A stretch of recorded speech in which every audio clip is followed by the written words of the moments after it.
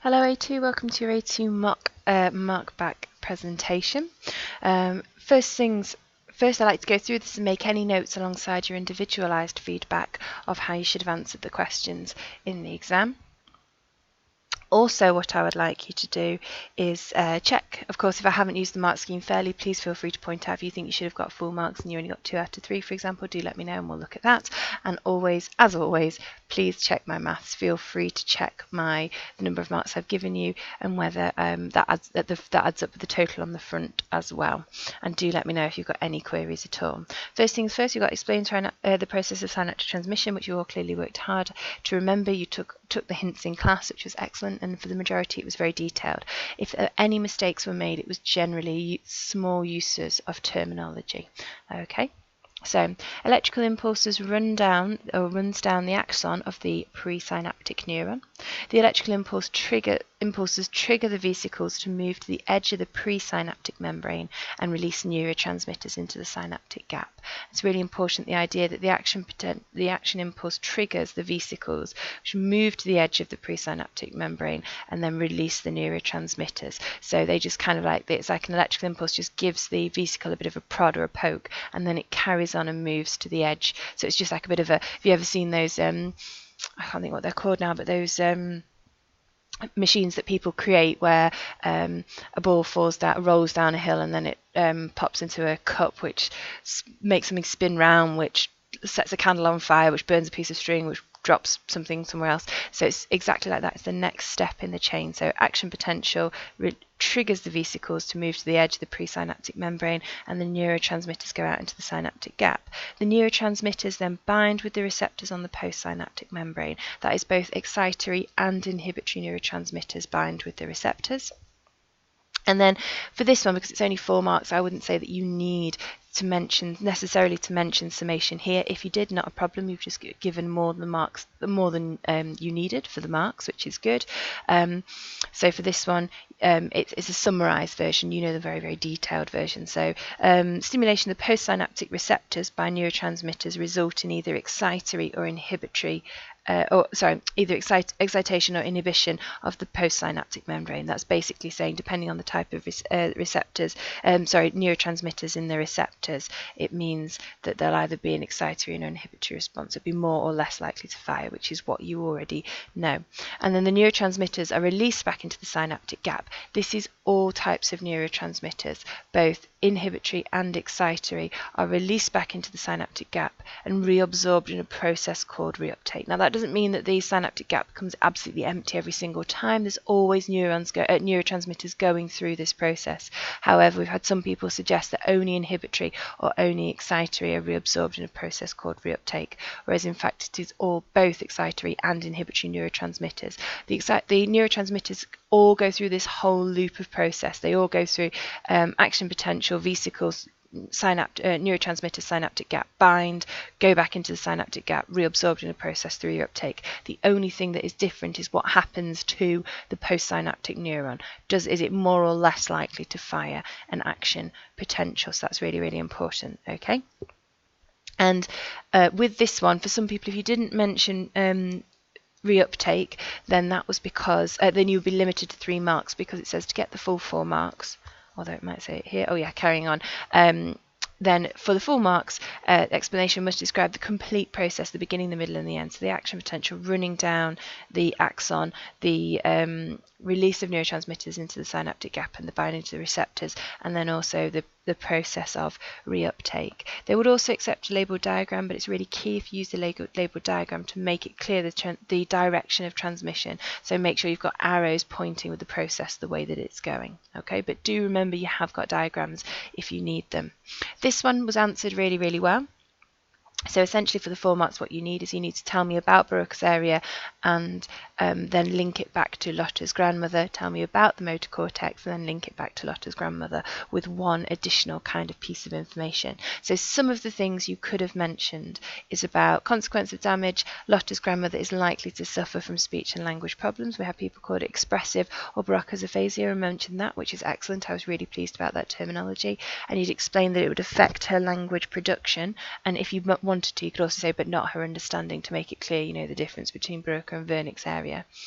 Or you could have said, so Lotta's grandmother will only be able to talk in short, meaningful sentences which take great effort, or the speech lacks fluency or difficulty with certain words which help the sentence make sense, such as it and the. So any of that you'd mentioned, you'd get the 2 marks. You didn't need to mention it all. So tell me about Broca's area, and then tell me about the impact it would have on Lotta's grandmother. So she'd suffer with problems with language, particularly language production. And then as a consequence of the damage to the motor cortex, would also suffer from loss of muscle function or paralysis, which you all mentioned. The key thing that you must mention for the 4th mark is the motor impairments are on the right side of the body. Now we know it's Broca's area that's damaged, so we know we're talking about damage in the left hemisphere, so we know it's the motor cortex in the left hemisphere, which, as we know, and a lot of you mentioned about lateralization, it is the right side of the body that is controlled by the left side of the brain. So you were limited to 3 unless you mentioned about the right side of the body, but I was really pleased with that one. So a maximum of 2 marks if it only talks about one area of the brain or doesn't refer to the stimulus. So check you've talked about Lotta's grandmother, and check you've mentioned both Broca's area and the motor cortex. And just a side note, something to be aware of, what they want to see is reference to difficulties understanding speech, creating made-up words, or talking nonsense should not be credited, because you could speak very, very fluent. It might be fluent nonsense and fluent made-up words, but that's the difference between Wernicke, which is comprehension, and then Broca, which is production. Broca is it's not very fluent. Wernicke, it could be very fluent, but doesn't make any sense. So just make sure that you're really careful about that distinction. Talking here about plasticity and functional recovery, the kind of things you could have spoken about. So the recruitment of the same area of the brain on the other side of the hemisphere, for example, Broca's area in the same area in the right hemisphere could be used to replace Lotta's grandmother's speech function. So Lotta's grandmother would be able to speak again because she could use the area in the right hemisphere where Broca's area is. Neuronal unmasking, so you've got those dormant synapses, so there might be synapses that are unmasked and start to work to allow the flow of information to continue, or axonal sprouting. So new branches are grown, so they're fixing and growing spiders' webs in the brain. You could talk about apply that to either speech or to motor production. Either of those, I don't mind which. Other things that you could mention, and certainly not all of these are essential for the 4 markers. You could talk about one of these in lots of detail. You could say that Lotta would be right to be concerned because her grandmother is older. However, plasticity does slow down with age, but it doesn't cease altogether. There is still research to suggest that plasticity and functional recovery is achievable at any age. You could talk about education being a protective factor. So we talked about people with higher levels of education you're more likely to see functional recovery.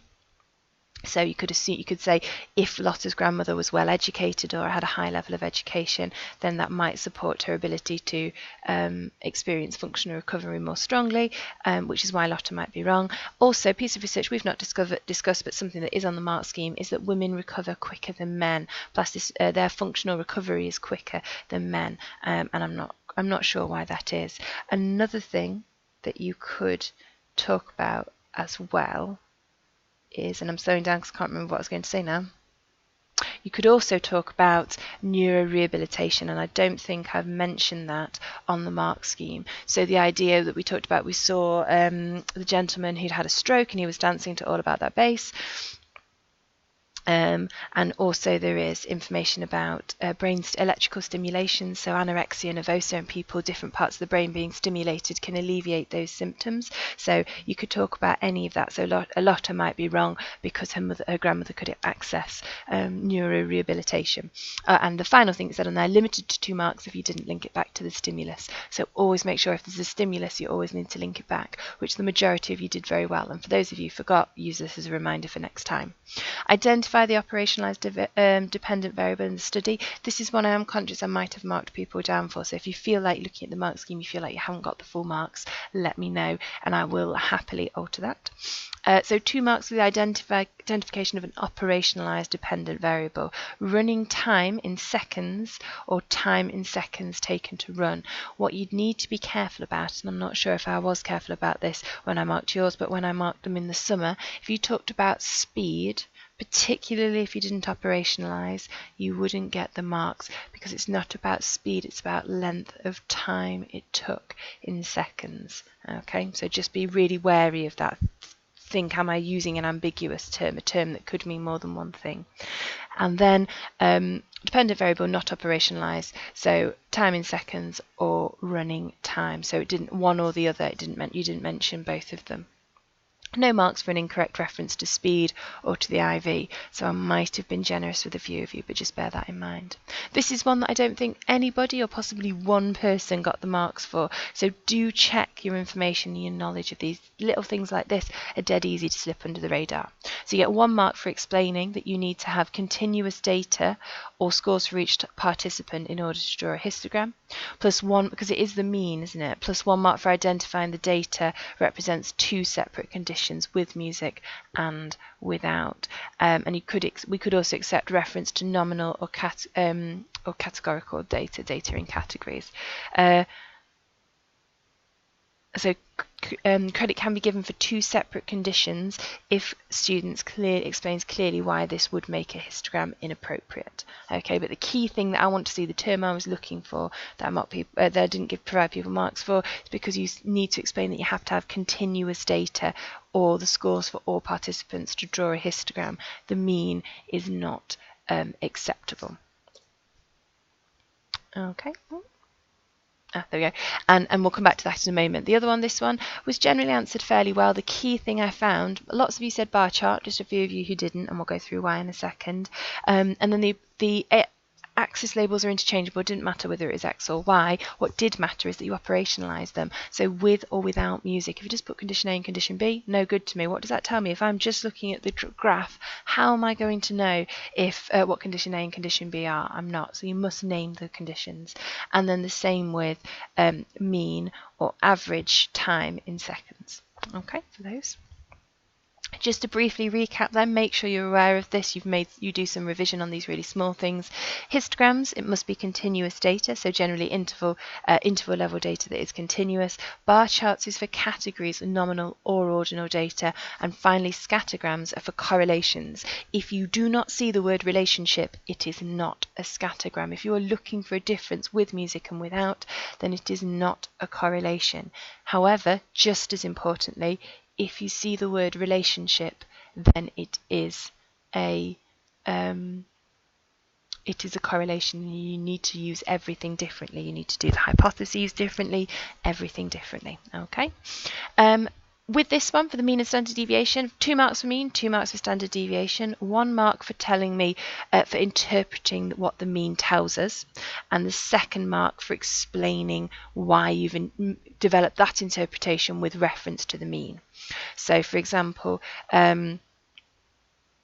participants run faster with music or take less time, or participants run more slowly without music. Any of that would be an interpretation. You need to tell me how you know that. So you could argue it's just a fluke that you just kind of guessed. Mean time is greater in condition A than in condition B. Okay, that's how you would get it. So just interpretation, justification, and that's what it means by justify your answer, refer to the mean. Standard deviation, mean you were generally okay with. Standard deviation, develop a little bit further. So 1 mark for a comment about the standard deviation. Performance is more consistent in condition A than B, or performance is less consistent. You could talk about the spread of data. The one thing I'd be careful about, and I think I ummed and ahed over this a bit, was range. If you're talking about the range of scores, well, range is a different type of. There are 2 types of measures of distribution. There is range and standard deviation. If you're talking about standard deviation, whilst I can see why you'd use the word range, can you see how they'd be confusing? The examiner might go, oh, does she know that that's range, or does he know that that's range or standard deviation? Is it all a bit confused? So use words like spread of data or consistency as well. And then 1 mark for a justification. So the standard deviation is smaller in condition A than condition B. It's not just fluke that you've guessed that, you know it for a reason. and no marks for just stating the data from the table. So the mean time is 117, whereas 123 without music. What does that tell us? It's not an interpretation, and it's not justifying an interpretation either. Okay. This one, you've got 3 reasons why the researcher used a related t-test, which is a perfect question because you don't need to remember the statistical tests. If you can remember them, that's brilliant, and you're guaranteed if it's a 4-marker that you get the marks. However, for this one, you didn't need to know anything. I could have never shown you that, the chart or the table, anything like that before, no interest whatsoever. You should still be able to answer the 3 Ds. Design, repeated measures. It says it in the stimulus. It uses the phrase, this user repeated measures design. Data, it's seconds, so it is interval level data. And then difference or correlation. Doesn't use the word relationship, so it's looking for a difference. Dead easy way to get 3 marks. Okay. And then explain whether or not the results are significant. So we have the beautiful, just ignore those 2 pink boxes with the values in. We'll come back to those. So you have your beautiful table here. The researcher used a directional hypothesis. Directional, one-tailed, so one direction. So we know it's this bar across the top here. We know that they decided to use a level of 5% level of significance. So we know it's this column here. And then it said degrees of freedom. Now I know normally we've looked at N, which is number of participants. However, it does say DF in the table, and it also says DF in the stimulus. You are all more than capable of working that out. So just if it throws you slightly, don't panic. You can work it out. Just think it through. Instead of N, it was degrees of freedom, and it said it was 9. So the critical value is 1.833.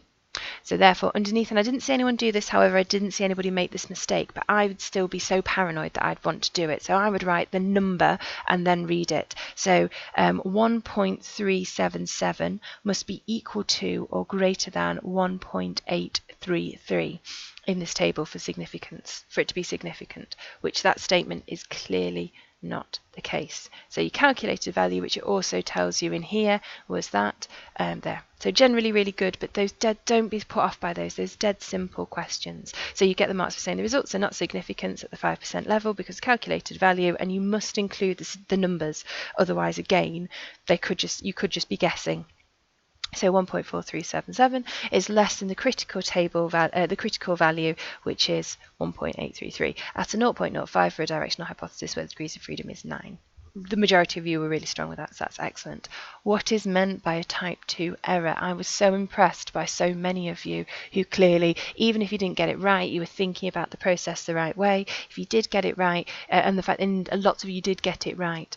Unfortunately, 2 things here. One, is something that you need to work on, and the second one is my responsibility, and we'll come back to the second one in a moment. So all of you, or almost all of you, said type 2 errors is where the psychologist rejects the experimental hypothesis when they should have accepted it, which is absolutely right. To get the second mark, you need to explain why they should have accepted it, because the results are due to cause and effect and not chance.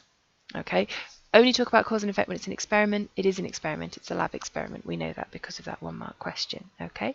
This one here, explain why psychologists normally use the 5% level of significance.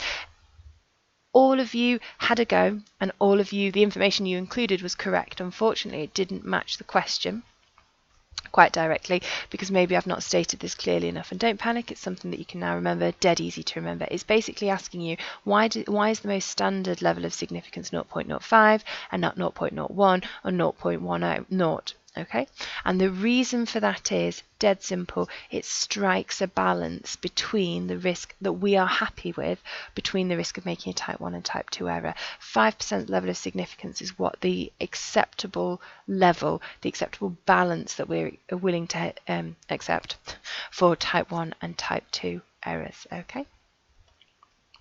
Identify one extraneous variable. Well, this one was a little bit of chaos. A lot of you did very well actually, but for some of you I'm really pleased you made this mistake this time round, because it means that you will remember it for the exam, because I saw it happen a lot in the exam. Okay, if I said one of the extraneous variables would be the age of the participants, older participants might not be as fit as young participants. Why is that a problem? Why would you not get the mark? So just have a think about that for a second. Pause the video, look back at the stimulus. Why would you not be able to say that participant variables had an impact? The reason why is it's because it's, which I'm sure you've all spotted or worked out, it's because it's repeated measures design.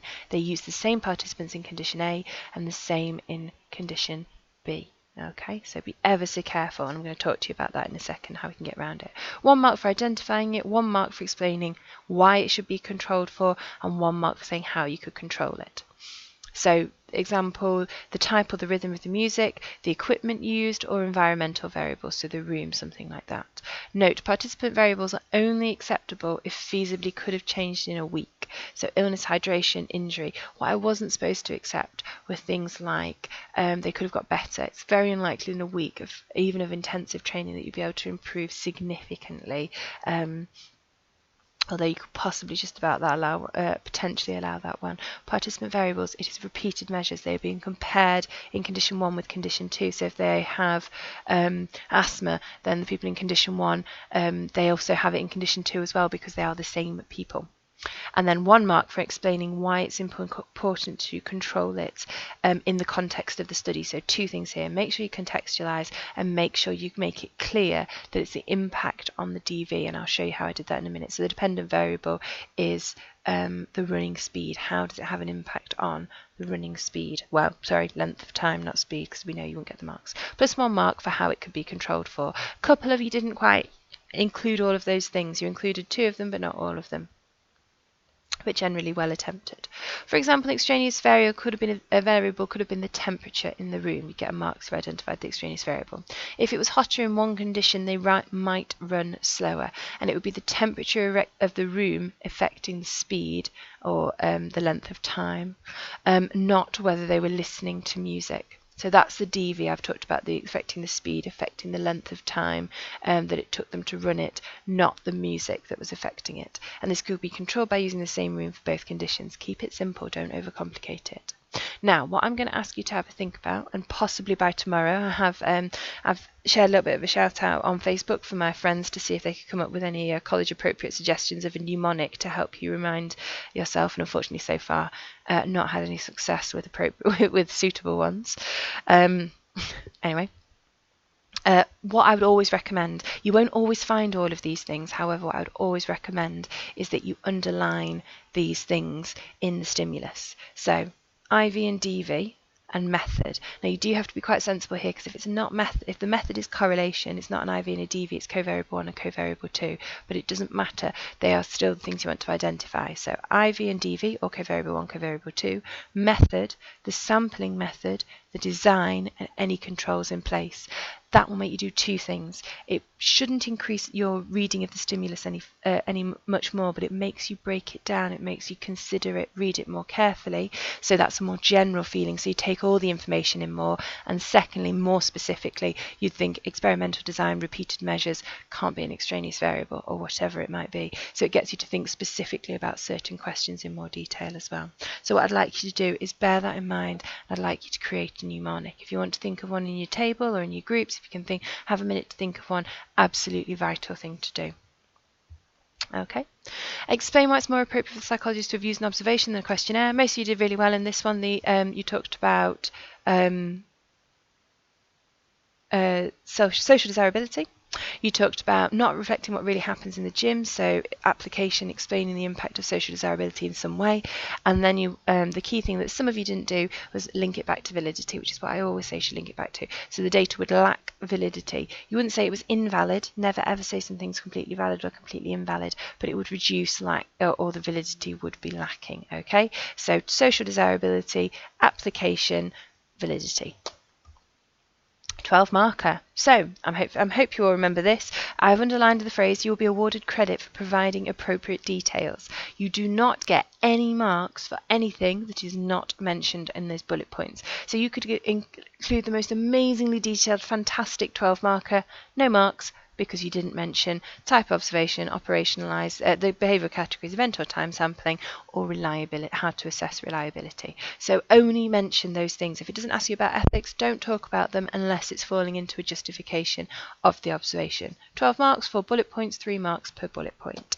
So, Type of observation, you could talk about covert, you could talk about overt, naturalistic, control, participant, non-participant. You could talk about as many or as few as you wanted. You need to name them, and then which would be 1 mark, and then justify why you've used them. You can also explain in more detail how you are going to implement them. So any of those 3 things, but what you must do is name the types, and you must give a justification. Could just be 1 and lots of detail, or 2 or 3 in less detail. So covert doesn't suffer from demand characteristics or observer effect. You would never mention social desirability bias, because social desirability bias is only relevant to self-report. Okay, social desirability bias is a self-report thing. Demand characteristics, observer effect, are more of a covert, more observation. Overt doesn't create ethical issues. So the only time you talk about ethical issues, it's not on the list. You would talk about them because they because it's justifying the overt, the reason for your choice. So it doesn't create ethical issues, it doesn't cause problems with informed consent, right to withdraw, etc., etc. Naturalistic would allow higher external or ecological validity, less demand characteristics, increasing the validity, always link it back to validity. Controlled, higher controlled, more valid, more easily replicable. Participant, you don't miss anything. Non-participant doesn't have an effect on the behaviour, such as observer effect, demand characteristics, and so on. Okay. Or observer bias, because they're trying to influence, they're trying to change their behaviour. Operationalised behavioural categories. You all attempted this, you all included loads of examples, which was really, really positive. The majority of you did really well, but some of you, just think about it. It's detail of at least 2 specific and observable behaviours to be recorded. The way that we make sure they're specific and observable, operationalised, is so you can give them a number, but more significantly, or just as significantly, do not let them overlap. For example, if you said exercising and talking to someone, you can do both of those things together, or you can do them both independently. So you could run on the running machine and not be talking to anybody, or you could run on the running machine and be chatting to somebody else, or you could be chatting not using any equipment. That would so several of those would fall under the category of talking, and several would fall under the category of exercising. So you need to make the difference really clear. Same with on the phone. They could be on the bike. They could be on the bike pedalling without using their phone.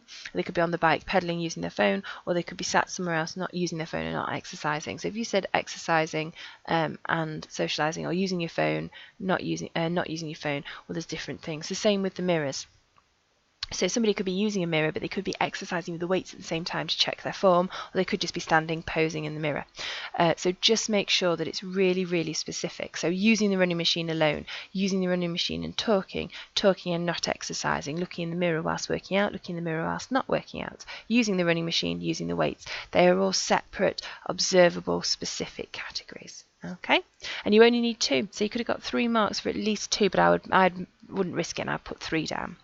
Use of time or event sampling with justification. So this is the one that worried me the most, because a lot of people didn't seem to know about time or event sampling. Didn't seem to remember them. Some of you did, or you got the key thing that happened the most was you got them confused, but you had a good crack because you tried to work out time sampling. It's vital that you don't always assume you can work it out by the name of it. So time sampling is recordings take place at specific time intervals, for example every minute. And just there in the video, the screenshot, don't know if any of you can remember this, it was Robertson and Robertson, and they filmed the child in the hospital. Every 20 seconds we paused the video and we wrote down what we saw, or we tallied what we saw. That recorded what we saw. That is time sampling.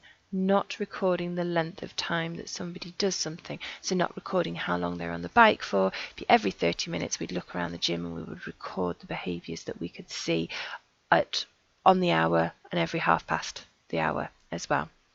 Whereas it's recording the behaviour every time it occurs, and that is event sampling. Every time there's an event, we record it. So number of interactions with other gym memberships. So we did it with Super Nanny. So every time they kicked something, every time they hit something, every time they threw something, we tallied it. Please do not forget about those. And the type of sampling must be appropriate with behaviours chosen, which is absolutely fine. So and then the justifications are at the bottom here, so it explains it here, and then the justification. So if you chose event sampling, you could say too many things happen at once, it might be difficult to record everything, so that's why you chose time sampling.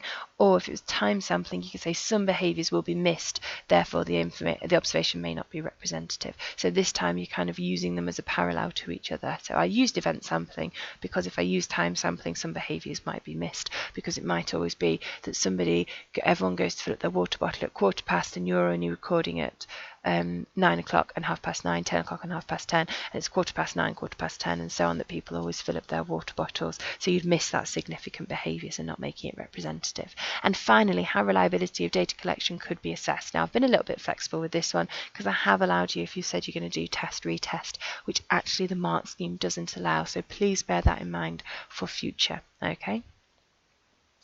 Inter-observer reliability or inter-rater reliability is using two observers who would sit separately and use the same behavioural categories. The next mark you would get a mark for is you would say they would compare their recordings and see if they are similar. There we go, the similar results. And if they're similar results, they're reliable. That would be a second mark. And then you mentioned statistical comparison, and I did talk about correlation of data, so correlating the two scores to see if there's a positive correlation.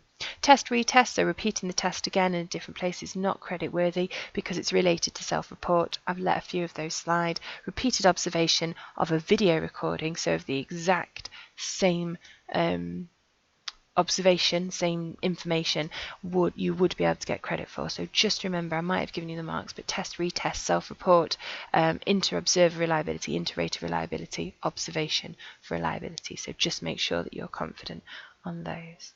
Okay, brilliant. And that is the mark scheme. Thank you very much.